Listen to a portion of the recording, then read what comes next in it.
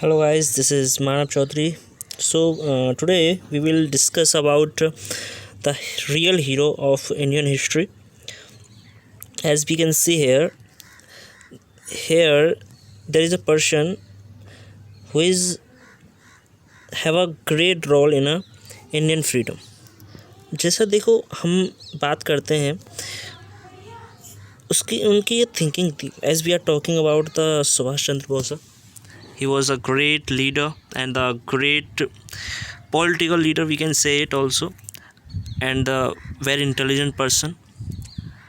उनके बारे में आज थोड़ा सा जान लेते हैं क्योंकि आज उनकी जयंती है 23 जनवरी. It's the birth anniversary of Subhash Chandra Bose. So his thinking that you can see here, no real change in history has ever been achieved by discussion.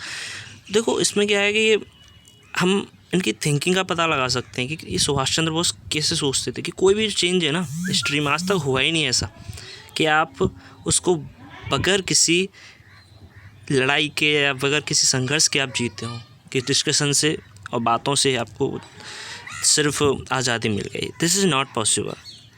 So let's no about him. देखिए इनका जो जन्म है आपका बंगाल में कलकत्ता में हुआ था और इनकी पत्नी थी एमिली, जो कि शायद बहुत लोगों को पता भी नहीं होगा. एक्चुअली इन्होंने शादी की थी 1937 में और 1993 में जाकर लोगों को पता चला. Actually no one know about.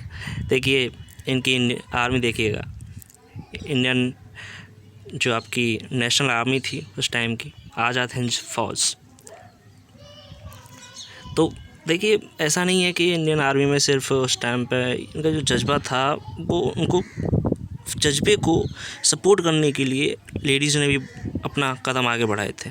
That we can say here. और अब इनके फ्रेंड के बारे में बात कर लेते हैं. जैसा कि हम जानते हैं नेहरू जी और इनके बहुत सारे कनेक्शंस के बारे में हम जानते ही नहीं है. Actually they were real friends और उन्होंने बहुत साल काम किया है इन लोगों ने.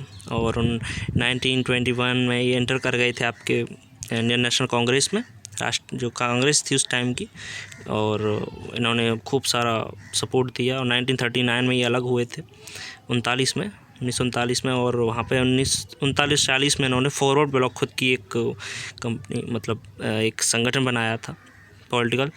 ठीक है, तो ऐसा कि हमें पता है गांधी जी के वही रीज़न थे, गांधी जी रीज़न रहे उस चीज़ के पीछे कि गांधी जी को पसंद नहीं आया था इनकी जो एक रेवोल्यूशनरी सोच थी, क्रांतिकारी सोच इसके पीछे. So they were not happy with it, but उनको खुश करने के लिए इन्होंने पार्टी को छोड़ दिया. He was the leader and he won the lead again to second time. So or as we know, this is the greatest movement. On that time the World War II was running on. ये world war second चल रहा था उस time की बात है जब हम इसमें क्या है कि ये आपके दिख रहे हैं ना बगल में सुभाष चंद्र बोस के, ये हैं आपके मिस्टर हिटलर, सबसे बड़ा तानाशाह, उसके साथ हाथ मिला रहे हैं. तो उसका आप सोच सकते हो इस बंदे की इन्फ्लुएंस, इनका प्रभाव कितना बड़ा था पूरे वर्ल्ड में. ऐसा नहीं है, कलेक्टर रह चुके थे भाई, रिज़ाइन मार के आए थे मुंह पे, ऐसे थोड़ी ना है. ठीक है, और देखिए कैसे बैठ के टेबल पे आराम से डिस्कशन चल रहा है, ऐसे थोड़ी ना. इतने बड़े चांसलर से, जर्मनी का इतना बड़ा चांसलर, उसके साथ मतलब टॉक हो रही हैं और किसके लिए, सपोर्ट के लिए. ठीक है, इन्होंने क्या स्वास्थ्य ये जो हिटलर थे और ये सब जो इनकी आर्मी थी वो सब क्या है कि एक स्वास्तिक फॉलो करते थे उस टाइम पे. जो हम जो घरों में साथियाँ काटते हैं ना, स्वास्तिक बोलते हैं उसको, वो ही सब ये अपनी वर्दी पर लगाते थे. ये लोग बहुत मानते हैं इन चीज़ों को क्योंकि ये भी आर्यंस, अपने आप को आर्यंस मानते हैं इसलिए. और इनके काफ़ी अच्छे संबंध रहे, इन्होंने काफ़ी सपोर्ट किया, इनको काफ़ी आर्मी दी सुभाष जी को.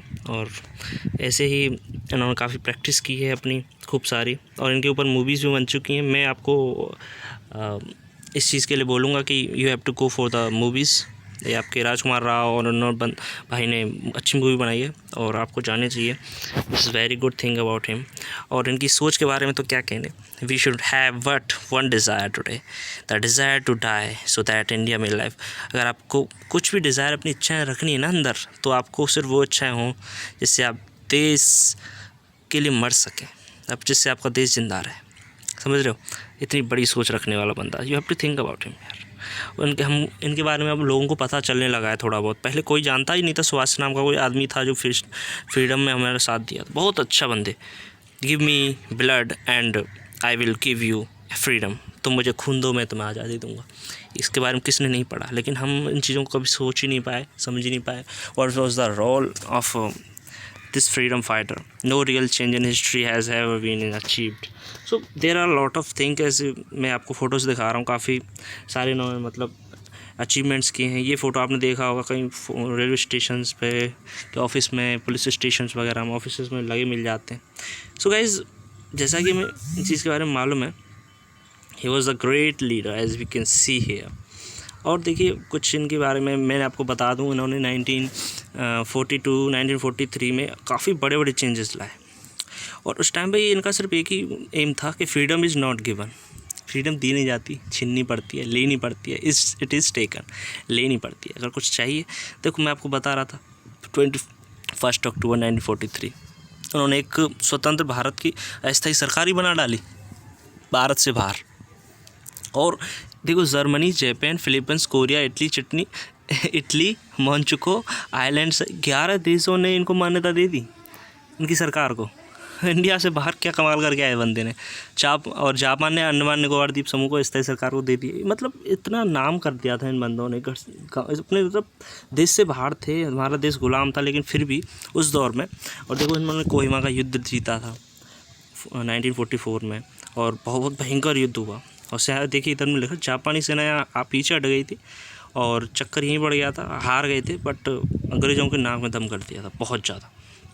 6 जुलाई 1944 उन्होंने रंगून को स्टेट स्टेशन महात्मा गांधी के नाम से देखो, महात्मा गांधी को कितनी इज्जत देते थे। इनकी वजह से, महात्मा गांधी की वजह से इनको हटना पड़ा था। फिर भी इन्होंने क्या किया, बहुत निर्णायक युद्ध के लिए बोल दिया कि मैं फाइनल युद्ध लड़ने वाला हूँ। जो कि कोहिमा का युद्ध हुआ था, उसमें वो हार जाते हैं, इनको गिरफ्तार कर लिया जाता है। पर आफ्टर फ्रीडम इनको बोल दिया जाता है कि छोड़ दो इनको। फिर ऐसा ही होता है कि इनके बारे में आपको देख लेते हैं। सुभाष चंद्र बोस 23 जनवरी 1897 को इनका जन्म होता है। और इस युद्ध में इन्होंने बहुत कुछ, सेकंड जो वर्ल्ड वॉर हुआ था, जापान का सहयोग से आज़ाद फौज का गठन किया। और आज़ादी, तुम मुझे खून दो, मैं तुम्हें आज़ादी दूंगा, इस तरह के नारे से अधिक प्रचलन में आई। और सुभाष चंद्र बोस, इनका मैंने जैसे आपको बताया, ही वॉज द, जो आपके नाजी जर्मनी थे उनके साथ में इन्होंने हाथ मिला के और जापान के साथ मिलके टेंशन दिया बहुत ज़्यादा अंग्रेज़ों को। और we know about him the nationalism. और एमिली, मैंने ऐसा बताया आपको, Emily, she was her wife and his wife. तो ये बहुत कुछ सुभाष चंद्र बोस के बारे में। We have to just say to thank you to these of type of peoples, जो हमें आज इनकी वजह से हम सांस ले पा रहे हैं। और हमें उनको बहुत ही आदर करना चाहिए, ऐसे लोगों का, जो कि हमें इतना कुछ दे के जाते हैं। और देखो, उन्होंने उस टाइम का डिस्ट्रिक्ट कलेक्टर का एग्ज़ाम निकाला, जिस टाइम लोग सोच भी नहीं सकते थे, सिर्फ खाने की सोचते थे। उस टाइम ये बंदे ने एग्ज़ाम निकाल के रिज़ाइन दे डाला, तब ज़्यादा ये फेमस हो गए थे। बहुत अच्छा काम किया इन्होंने, तो हमें इनसे कुछ सीख लेनी चाहिए। और आज से हम इनके कोशिश करें कि आज इनकी बायोग्राफी हम जाके अच्छे से पढ़ें, सब कुछ समझें इनके बारे में, इन्होंने क्या क्या किया, किस तरह से इन्होंने अपना लाइफ स्टाइल जिया, what attitude of a Indian on the time जब हम लोग गुलाम थे। ये चीज़ होनी चाहिए। जज्बा ज़रूरी होता है हर चीज़ के लिए, इनमें जज्बा बहुत था, और यही जज्बे की वजह से आज हमें इन्हें पूछते हैं। और इनकी एक मर्डर बोलते हैं, या फिर ये समझ लो कि इनकी जो डेथ हुई थी, डेथ की हिस्ट्री है, वो हिस्ट्री ही है। आज तक इनके बारे में कुछ पता नहीं चल पाया, इनकी मृत्यु कैसे हुई। बट कहते हैं कि एक प्लेन क्रैश की वजह से ही died in the plane crash, और चल गए थे बुरी तरह से, तो ऐसा बोलते हैं। और जापान में सबसे इंटरेस्टिंग चीज़, जापान में आज भी इनके नाम से स्वतंत्रता दिवस मनाया जाता है। आपको पता भी नहीं होगा, समझ में आ रहा है, जापान में। और बहुत ही ज़्यादा इज्जत मिलती है जापान के अंदर इनको। खैर, हमें इनके बारे में और जानना चाहते हैं तो आप ऐसा ही नेट पे जाइए और बहुत कुछ मिलेगा। So have a nice day, see you, thank you very much. जय हिंद, जय भारत।